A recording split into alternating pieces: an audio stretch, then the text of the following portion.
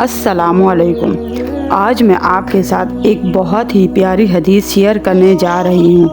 حضرت ابو ہریرہ رضی اللہ عنہ سے روایت ہے، نبی کریم صلی اللہ علیہ وآلہ وسلم نے ارشاد فرمایا، جو شخص روزانہ 100 مرتبہ یہ کلمات پڑھے، سبحان اللہ و بحمدہ، اللہ رب العالمین اس شخص کے تمام گناہ بخش دے گا، اگرچہ وہ سمندر کی جھاگ کے برابر ہی کیوں نہ ہوں۔ اللہ پاک نے ہمارے لیے گناہوں کی مغفرت کتنی آسان کر دی، بس 2 لفظ ہمیں دن میں 100 مرتبہ پڑھنا ہے، سبحان اللہ و بحمدہ، اور نتیجہ کیا نکلے گا؟ اللہ پاک ہمارے تمام صغیرہ گناہ بخش دے گا، اگرچہ سمندر کی جھاگ کے برابر ہی کیوں نہ ہوں۔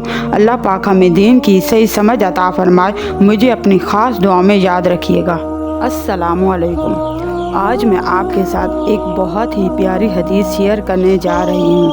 حضرت ابو ہریرہ رضی اللہ عنہ سے روایت ہے، نبی کریم صلی اللہ علیہ وآلہ وسلم نے ارشاد فرمایا، جو شخص روزانہ 100 مرتبہ یہ کلمات پڑھے، سبحان اللہ و بحمدہ، اللہ رب العالمین اس شخص کے تمام گناہ بخش دے گا، اگرچہ وہ سمندر کی جھاگ کے برابر ہی کیوں نہ ہوں۔ اللہ پاک نے ہمارے لیے گناہوں کی مغفرت کتنی آسان کر دی، بس 2 لفظ ہمیں دن میں 100 مرتبہ پڑھنا ہے، سبحان اللہ و بحمدہ، اور نتیجہ کیا نکلے گا؟ اللہ پاک ہمارے تمام صغیرہ گناہ بخش دے گا، اگرچہ سمندر کی جھاگ کے برابر ہی کیوں نہ ہوں۔